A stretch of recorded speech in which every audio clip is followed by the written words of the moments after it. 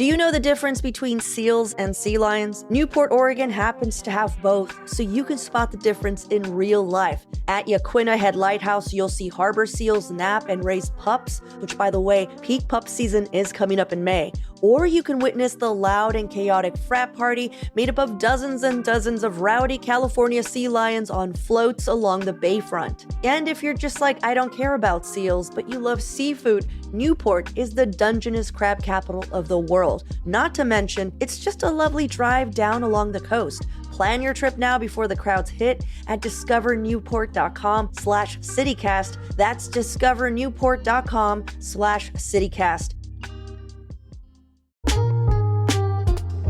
Pivot Property Management is a small local commercial property company in downtown Portland that's deeply invested in the future of downtown Portland. They're focused on building community and long-term relationships with their tenants. They're hands-on, responsive, and actually have their main office downtown. So if you're a business owner, nonprofit, or entrepreneur looking for a space downtown, or a building owner who wants local community-minded management, check out Pivot at pivotportland.com. That's pivotportland.com. Let's make downtown what we want it to be.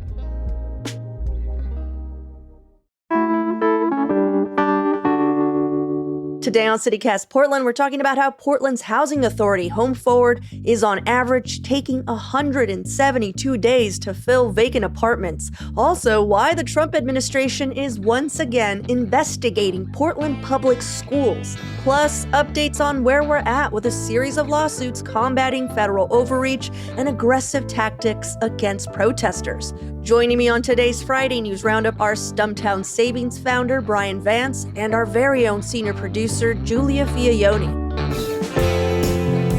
It's Friday, February 20th. I'm Claudia Meza, and this is what Portland's talking about.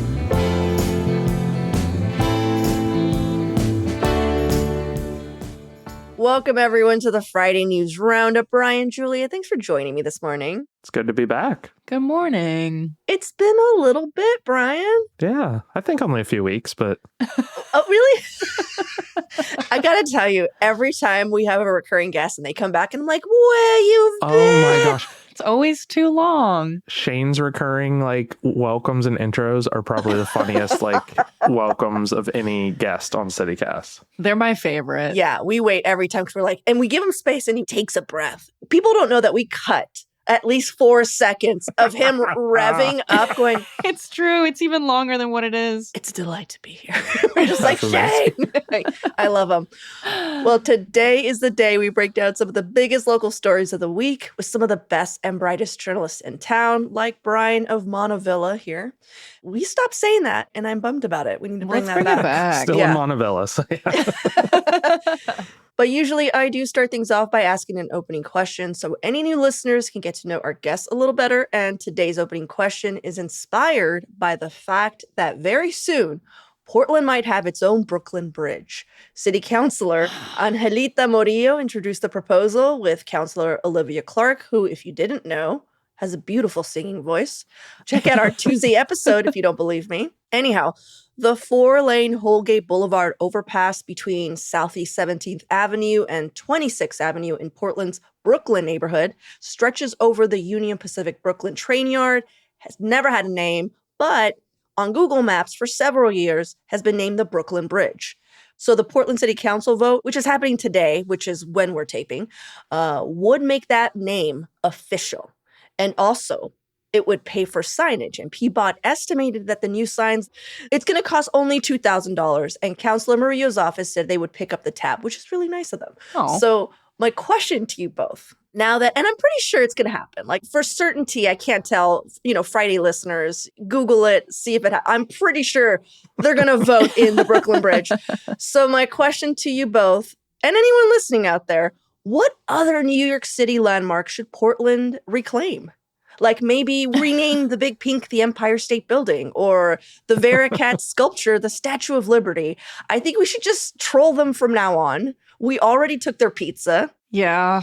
It's true. Let's go.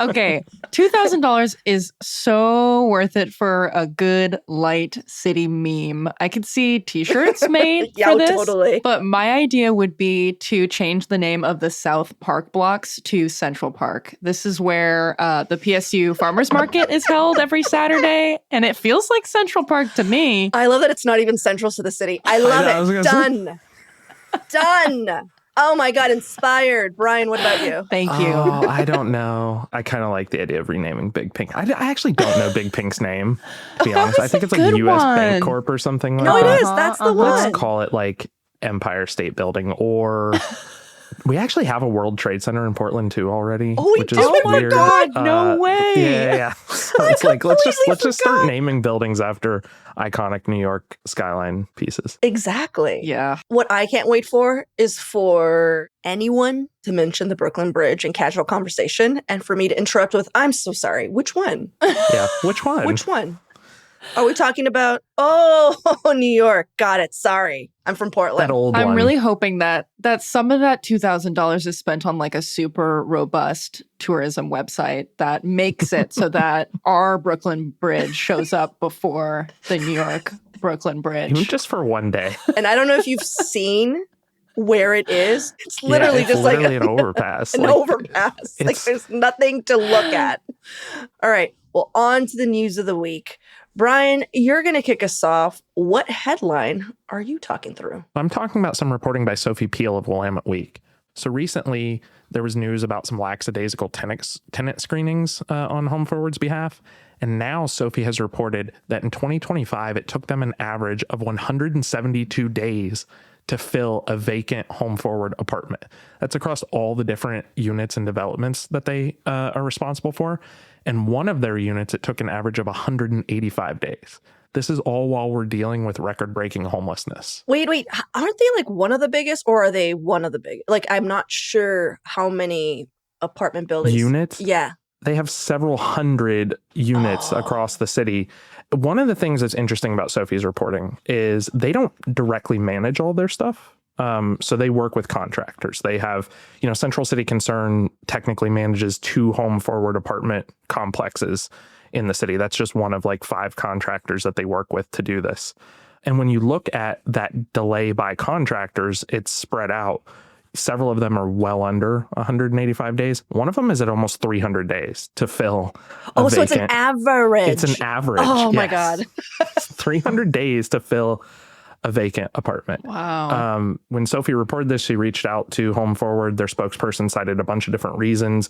One of them being that they said that the average state of the apartment was so bad that they would have to basically do a full rebuild of the apartment, which I don't buy that that's actually happening for every single one of them. But also, this one was interesting. They mentioned that the average price of rents in Portland has gone down so much that they're competing with private landlords. Mm-hmm. To which some people pointed out, nothing is stopping Home Forward from lowering their rent. Like, they could lower their rent in response to make them more competitive. It's just another sign of things not going well at Home Forward. Yeah. So, of course, like, why would you want to live like in a Section 8 style housing situation when you can just live in a really nice apartment overlooking, like a park or something like that? Mm-hmm. Not to say that there aren't really nice Section 8 apartment units, but Typically that's not the case. as we heard from Brianna, I don't know if it was last week or a couple weeks ago, but affordable housing can sometimes be overlooked by whoever's managing it. And like, for example, there was an affordable housing unit across from Dawson Park where they just let drug dealers start running it, Right. Basically. Set up shop. Yeah, exactly. And people who live there who were like, in their 70s, who are retired, are just like, this is our home. What are we supposed to, we can't do anything about it. Anyhow, side tangent, but I'm just saying, if I had the option, hey, just a regular market apartment or Section 8, I think I'd go with regular apartment. Yeah, I mean, if they're the same price, like I totally hear you on that. And I wouldn't be shocked if that's actually running through a lot of people's heads. But also, it's just like, it sounds like you'd be waiting so long to get into one of these Home Forward apartments. So What's the point? You might as well just go the private route because it never took me 185 days to get into an apartment when I was renting in Portland. So yeah, I wish it took 185 days before they sold the house I have that used to be a rental. yeah, exactly. I didn't get 185 days. I got like 60. So. I wish they did something. Well, what's interesting about this, though, aside from like how bad this is another one of the things that they said is that, the state of the apartments, that they have to fix them up, the rents, the fact that they're competing with private apartments, but also working through marketing and promoting these and working through the waiting list. And I just found that kind of interesting. If you have a waiting list, shouldn't you be going through the waiting list first before you market and promote these? Yeah. And if you have a waiting list, why is it so hard to fill them? You have people signed up wanting to get in on this. It's mind-boggling. Yeah, that's a great way of putting it. The mayor didn't directly respond to this, but the office did say that they're looking into getting like a better tenant acquisition software to help work through waiting lists and whatnot. But that still doesn't seem to address the root issue here, which is just that it is taking far too long for Home Forward to fill these vacant apartments. Yeah. This is making me think a lot about the things that happen before somebody even gets into the apartment. Or even before that, they're getting onto that waiting list. A good friend of mine does work within that sector of trying to find folks housing. And in a lot of cases, it's really hard to be in consistent contact with people who are on and off the streets. And I wonder if there is a part of this where more resources just need to be going into being able to contact people more easily, being in touch more often, so that people are ready to go when those spaces open up. It seems like there are things that can be happening well before we're sitting and looking at an empty unit for months on end. Yeah, for half a year. Yeah. I mean, to your point, Giulia, it also seems like they could be doing a lot of that while they're doing these quote unquote full apartment rebuilds. I don't understand why that stuff can't be happening in tandem to speed it up a bit. Yeah. Oh, man. Every time I hear about this type of mismanagement with public funding, it makes me really upset. But then it also makes me wonder, like, what is it that we're not seeing? Like, what is it that we're not understanding? Yeah. Well, it makes me curious about what the outside resources who are contracted to help out Home Forward, like Central City Concern, is seeing, right? Like, I want to know more about those folks who are a little bit more on the side of working directly with those potential tenants. And just hear more about what they're seeing and why it's so complicated. And to just jump on what Julie said, like Central City Concern is a wonderful organization. They do amazing work. Yeah. So hearing them get thrown into the mix, I'm just they actually had the shortest timeline to fill a vacancy. It was like just a little over 100 days, which isn't too bad. So they were on the better end of the spectrum. But yeah, there's clearly something happening, maybe not at the Home Forward level, but at their contractor level. But again, Home Forward's job is to manage these contractors. And if a contractor is struggling, they need to figure out how to improve that situation or cancel the contract with that contractor and either manage it themselves or move it over to a different contractor. It's just so easier said than done. Yeah. If only we could just run the city from here. We're like, come on. Yeah, this is, I can only imagine how frustrating this is for people who work in this industry. Us being like, just do it. Just do it faster. Jeez. Well, disappointing nonetheless. Thank you for the breakdown, Bryan. Let's take a quick break here, and when we come back, more headlines of the week.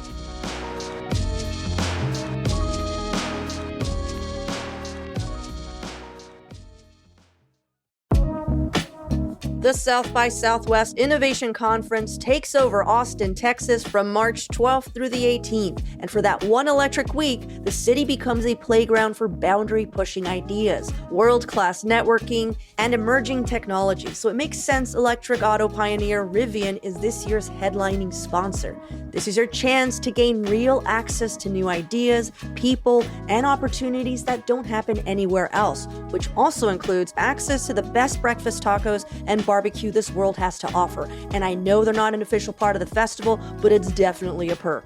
Expect the unexpected at South by Southwest. It's an experience built on connection and the thrill of seeing the future first, as well as drinking margaritas before noon without judgment. Trust me, nobody cares. And you can get a 10% discount on your innovation badge when you use our code CityCast10 at southbysouthwest.com/Portland. That's sxsw.com/Portland. Terms do apply. Start planning your adventure today.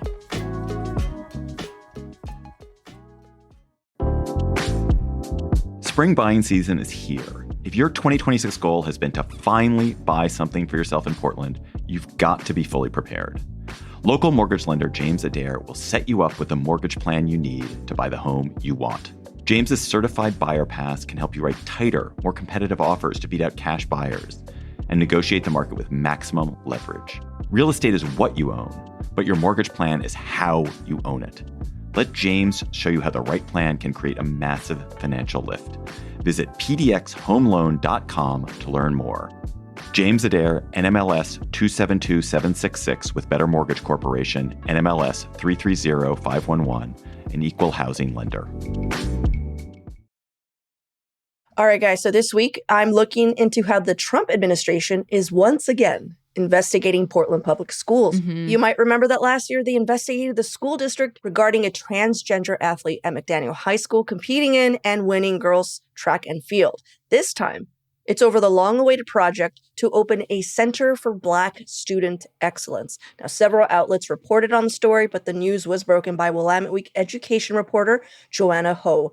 So on Tuesday, the U.S. Department of Education opened their investigation following a complaint to the department's Office of Civil Rights from the conservative advocacy group Defending Education. Now, before we jump into what that complaint said, just a little background on the Center for Black Student Excellence. Again, this project has been years in the making. A vote-approved school bond from 2020 that I know I voted on allocated $60 million to build this center, which is meant to improve Black student achievement. It includes academic programming like tutoring, STEM innovation labs, which sound really cool, hands-on learning, as well as cultural programming. Though I couldn't find any examples of what that would entail, but the center would still be accessible to all students in the district. And actually, early draft plans for the center indicates PPS's intention to make it available to both students and the community. One section is meant to house arts education, professional learning for educators, and community-focused cultural programming. Again, I don't know what that, but that's to be determined. I know. I'm just like, I mean, it's exciting, but I'm like, what does that mean? Yeah. Another section is envisioned as a space for innovation in science, technology, engineering, and mathematics, and will connect all students to external learning opportunities. And know also that this idea for the center did emerge from the Black community, which I think is important to note. They wanted something that would help with equity, promote opportunities, and accelerate positive outcomes for Black children in Portland. Back to the complaint. It alleges that the center would provide race-exclusive benefits, including year-round academic interventions, like I mentioned, mental health resources, food assistance, and transportation support specifically for Black students and families. They also quoted a district report from May 2023 showing that while Black students face academic challenges, other racial groups face similar or greater difficulties. For example, this complaint found that only 17% of Black or Black non-Hispanic students met third grade reading proficiency, but it also found that only 16.7% of Pacific Islander students and 17.6% of Native American students could meet that same benchmark. For high school graduation rates, Black students have a higher graduation rate to Native American and Latino students. Also, in January, the school board rejected a proposal to allocate $40 million for a Native Student Success Center. So that's the official complaint. If all of these numbers work out, it's hard to argue they might have a point or two, but I do want to rebuttal with Native American students make up less than 1%, like maybe a 0.5, whatever, of the entire school district.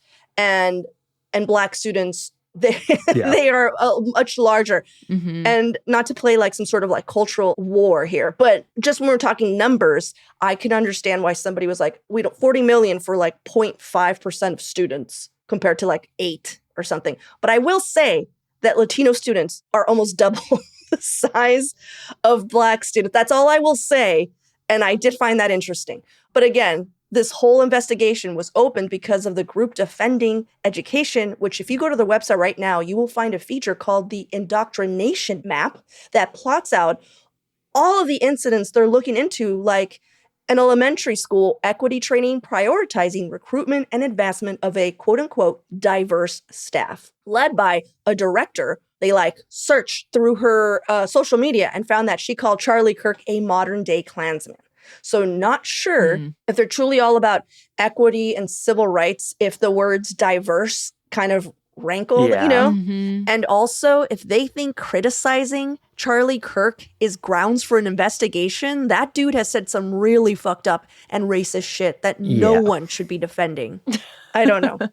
But who knows where this investigation will go. The Title IX investigation I mentioned at the top was opened in July 2025, and there's been no further public updates on the progress. So, Maybe it just got lost. What do you guys think of all this? It's clear that y'all remember back when Trump got elected, there was this huge backlash against DEI initiatives. And you had a bunch of businesses disbanding DEI initiatives. And then you had some businesses who simply rebranded it. Seems like that's basically what's going on here. Because the word Black is in the title of this, it triggered this conservative organization. Right. It very much seems like when you read through that complaint that they're trying to pit different groups of constituents against one another. Imagine that. Which is classic. Really problematic. Yeah. And also it's it's a deflection mechanism. It's designed to divert your attention from what the real issues are and to start infighting and making you see your neighbors as your enemies or as trying to pull a fast one on you versus the fact that we're defunding education at the federal level. So it's just, it's a trolling mechanism to me. That's basically what they're doing. They're trolling via the courts. Yeah, I do know, just so you know, if you read this article, which is on Willamette Week, the comments are very much... Never read the comments on Willamette Week, Claudia. They're terrible. No, they're very much why do Black students get an excellence center? I guess we're all mediocre. And that kind of line of thinking. And I get why that word triggers so many people. It feels a little BLM. And it's just because a community wants investment doesn't mean that everyone else's community is told to go to hell. Right. Especially if the center will be open for everyone else. But again, everyone. Yeah, I do though wonder about, again, these cultural investments, because as we know, people of color and white people, and they're it's accessible to everyone. And we're but is it really accessible to everyone? Yeah. And that's what I do wonder. I'm well, I just hope that they do what, the Black community has been doing since forever, which is lifting while they climb.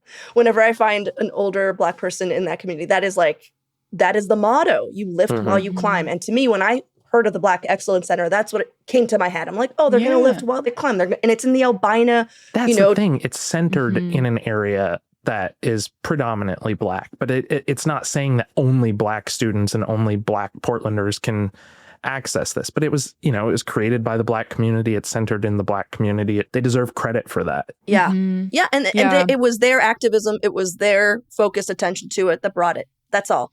It really is the title, Black Excellence. Oh, 100%. But the thing is, though, is I don't think the solution is to move away from calling things what they are for the purpose of being very public and forward with lifting up communities. I really fear that reality where we're seeing this backlash. We're getting folks who are basically Command F searching the word diverse and Black and deciding that that's their next target. It's such bullshit. But there has to be a balance between obviously getting creative so that these efforts aren't completely squashed. But the second that we decide to hide these things is when when there are really real issues at stake. And that solution, that cannot be the way through at this point. So I don't know. It's just, I don't know. It really does concern me when I think about that. Before we move on, I do want to clarify that PPS, which raised $60 million for the center, can only spend that money on capital expenditures, meaning the district eventually must fund all the programs, all the nice programs I told you related, from the general budget. And that is something that I'm question mark, because as anyone knows, we are... we don't have any money. We do this a lot. Yeah. We don't have any money. And we literally just got an email, which I will read in our mid-round, from a public school teacher that's like, y'all, it's bad. Yeah.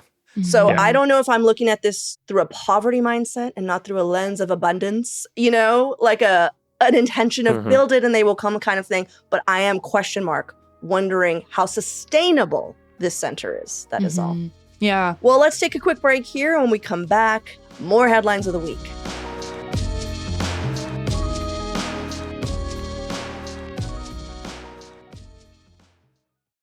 All right, Giulia, you have updates for us. I do. So my segment this week is a handful of updates related to local leadership and community response to federal overreach and immigration enforcement in our city. And I have to say, somehow it's not all bad news this time. So I have 4 different headlines that I'll try to summarize in about a minute. So this first one comes from Maxine Bernstein at the Oregonian, and she's talking about how our state just had a pretty big win after the 9th U.S. Circuit Court of Appeals tossed out an appeal from the Trump administration over plans to deploy the National Guard to Portland. The dispute started when the Trump administration attempted to federalize Oregon's National Guard in response to protests outside the South Portland ICE facility last year. But U.S. District Court Judge Karen J. Immergut ruled that he didn't have the authority to do that under the circumstances, and she issued a permanent injunction blocking the move. So the federal government appealed, there was a lot of back and forth, and now the Ninth Circuit Court has dismissed that appeal, leaving Judge Immergut's ruling in place. And our local leaders are pretty stoked about it. Governor Tina Kotek and Attorney General Dan Rayfield called it a victory for the state. And just like overall constitutional limits on federal power. So with this dismissal, the threat of National Guards being sent to our city is basically over for now. But how are y'all feeling about this? Just so you know, when you said that, I had this immediate vision of everyone in the state capitol shirtless, spelling out Immergut. Do you know, like a football game? Yeah. Immergut! MVP! She is, she's like a little B-list celebrity in Oregon now. It's probably not what she envisioned when she took that role. She's really carrying the team on her back. It's crazy. Yeah, and Trump appointed, right? That's the best part about it. It's pretty hilarious. Yeah. So I do have another headline here. So this next one comes from Courtney Vaughn at Portland Mercury. And she's talking about how protesters and journalists in our city are actually suing President Trump and the U.S. Department of Homeland Security, saying federal officers violated their First Amendment rights during ongoing demonstrations outside the South Portland ICE facility. And the lawsuit filed by the American Civil Liberties Union of Oregon argues that agents repeatedly used tear gas and other crowd control weapons against people who were protesting or reporting on the protests. And just this week, it was reported that Oregon Attorney General Dan Rayfield has stepped in to support the case. He's filed legal arguments and evidence backing the protesters' claims. And his office says federal agents used force against largely peaceful crowds, including a large labor rally back in late January after the shooting deaths of Renee Good and Alex Preddy by federal immigration officers in Minneapolis. And this case could determine longer-term limits placed on federal officers operating in Portland. But I don't know. This is a tough situation. I'm like really proud of these folks for like getting together and actually pursuing this. But I don't want to get my hopes up because I'm like, how much is this actually going to carry out and how meaningful will it be at the end of the day? Yeah. I mean, I hope it works. Yeah, we'll just have to see. The courts have been a little bit weird on this stuff, so I'm a little skeptical that they'll get the result that they want out of this, but time will tell. Because it's going federally. It's not like, Yeah. It's no Immergut. Let's just put it that way. One thing I do want to point out, though, and I think this just kind of makes me giggle, thinking back to when Secretary of Homeland Security Kristi Noem visited, and she was greeted by a small group of protesters, one of those people being the Portland Chicken. And I have to say, Jack Dickinson, the Portland Chicken, is part of this lawsuit. They're filing on his behalf alongside a few other folks. And it's just like, you know what? Fuck yeah. That's awesome. Yeah. I really do love to see that through. I'm like, all of the naked Portland bike riders are listed. It's just I just imagine like a Simpson court episode where it's just like, and the bee costumed man is part of this case. Yeah. Good. Sorry. It's like their costume name, AKA. Yeah, exactly. So I have another one for you, and this is from some more reporting from Maxine Bernstein at the Oregonian. And she's talking about how U.S. District Judge Michael H. Simon has decided to keep limits in place on the use of tear gas outside the South Portland ICE facility. The order was first put out this month, and it said that federal officers can't use tear gas, pepper balls, or similar crowd control weapons unless someone poses an immediate physical threat. It also bars officers from aiming at people's heads, necks, and torsos. How about that? That's common Awful sense. that even has to be Hey, in this order. Don't kill us when we're practicing our First Amendment. Don't kill us. So the ruling stems from ongoing protests outside the facility, which we talked about. And basically, protesters, journalists, and neighbors are arguing that federal agents are just going way too hard. And the U.S. Department of Justice has pushed back, saying officers need the flexibility to protect themselves. But this extension does keep the restrictions in place for now. And there's a court hearing scheduled soon to decide whether longer-term limits should be imposed. This is another one of those things where I'm like, how much does this really do? But at the end of the day, it does hold them to a standard, right? We're able to say, like, you violated this ruling. And it's something that's recent, that we can point to. It's on everybody's minds. It makes people feel a little bit more empowered. Yeah. But are we able to be like, and so now these are the consequences? Or is it just like... That's the other part, right? Or is it more like, I'm holding the talking stick, do you know what I mean? Yeah. I know exactly what you mean. All right. I do want to say, though, I feel like U.S. District Judge Michael H. Simon might be turning into another Karen J. Immergut. Maybe we'll have two MVPs going on. Who knows? Okay. So I have one more, and this is from some reporting by Veronica Nocera at the Oregonian. And she's talking about how Taste Bud, a well-known pizzeria in Multnomah Village, found itself and delicious. at the center. Sorry. Delicious. I'm so glad you've been. I have a story. Go on. Sorry. That's amazing. So they found themselves at the center of some political backlash after posting an anti-ICE message on its website while participating in the nationwide strike against ICE on January 30th. Basically, they made a statement criticizing ICE and called for the agency to be abolished, and they tied the restaurant's values to some other broader social justice issues. And things escalated when conservative social media account Libs of TikTok amplified the post on their channels this week, which has been a common practice of theirs, even in some cases recently, doxing teachers and nurses who spoke out about everything that's happened in Minneapolis this past month. Basically, the restaurant was hit with a ton of negative attention from people outside of Portland. But in response, a ton of neighbors actually rallied behind the business and ordered pizzas to support. And the owner has come out and said, like, we still stand by everything that we said. But yeah, this one is just so sad. Have you had Taste Bud, Bryan? I have not. There's so many pizza places in Portland that I'm like working my list, working through the list. But yeah. Yeah. Well, for one, shout out Multnomah Village. I freaking love that Such area. a cool little neighborhood. Oh my God, I love Multnomah and so Village. Overlooked because it is in Southwest Portland and a little bit difficult to get to, but so freaking cool. Yeah. So a new thing that my partner and I and my cousin. I feel like I just unlocked a character in my random storytellings for listeners. So like, she's got a cousin? Wait, there's a third. I got a cousin and he's always there and I love him. Anyhow, our new thing is that we like to go to brunch. Like we just do it regularly together to like catch up, and we love the original Pancake House, and that is right there with Multnomah Village, and then we just hit it up and it's so much fun. Anyhow, Taste Bud has been around for a long time. They started up as a pop-up. They were very mobile. When I worked at Wyden and Kennedy, this was like 2 lifetimes ago, they had a really close relationship with them, and they would always call them for like parties or events. Like I remember once we did this like campaign for the World Cup, and for like as a thank you for working so hard, they just had Taste Bud in the like parking lot for us, because like they actually rented out a building downtown. I don't remember anything else but the fact that I got free Taste Bud. Do you know what I mean? It's so good, you guys. And he had the oven right there, like the fire oven. Yeah. Oh my God. So Anyhow. That's so cool. Yeah. So go eat the pizza. Taste Bud. That's all. Yeah. All right. Well, thank you so much, Julie, for looking into those updates. Before we head out, we have some shout outs from our members of our Portland Neighbors program. That's one of the perks of being a paying member of CityCast Portland. You have the opportunity to shout out a local business like I just did for Taste Bud, or organization that you love. Giulia, do you want to kick us off?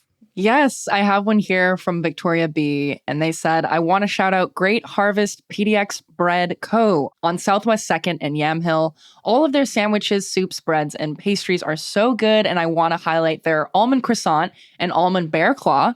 They are over the top. 1,000% worth coming downtown for. Plus, the staff is great, and they're located on the Max line just 2 blocks from Waterfront Park. It sounds awesome. A nice little pastry on the waterfront. That sounds great. I have one here from Abigail C. Nonprofit Kinship House. Their mission is to provide therapy and advocacy for children experiencing foster care and adoption. They are the only nonprofit in the Portland metro area dedicated in meeting the unique mental health needs of children in foster care. They support 300 to 400 children each year as they work through trauma, connect safe adults, and build stable futures. That's pretty cool. Shout out to Victoria B, Abigail C, and a huge thanks to our newest member, Barry P. When you join as a Portland neighbor, we'd also be happy to read your shout outs of places you love. You also get ad-free listening and member-only invites to events, which, again, we have one cooking. So if you're a member and you're like, what are we doing? It's happening. Join at membership.citycast.fm. That's membership.citycast.fm. Bryan, Giulia, thanks so much for hanging out with me this morning, going through some headlines. Yeah, thank you. Yeah. I hope you and everyone listening has a wonderful weekend. Thanks, Claudia. Always a pleasure.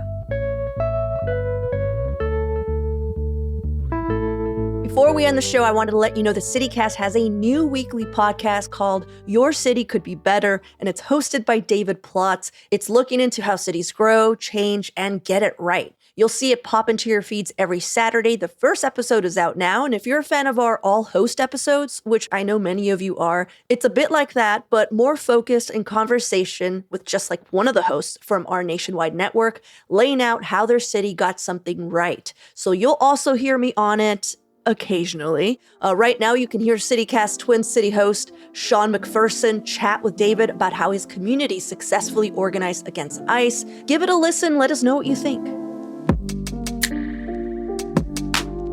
That's all for today here on CityCast Portland. Thank you so much for listening. Our podcast production team this week was John Atariani, Giulia Fiaoni, Katie McMurrin, and myself. Our newsletter editor is Rachel Monahan, and our host is me, Claudia Meza. Original music by Jenny Conley and Stephen Drizos. Additional music by All the Kimonos, as well as Sarah the Instrumentalist, Timothy Infinite, and Gregory David, courtesy of Epidemic Sound, along Opal 99, and D-May, courtesy of Triple Scoop Music. We'll be back Monday morning with more from around the city. Until then, see you at Slim's.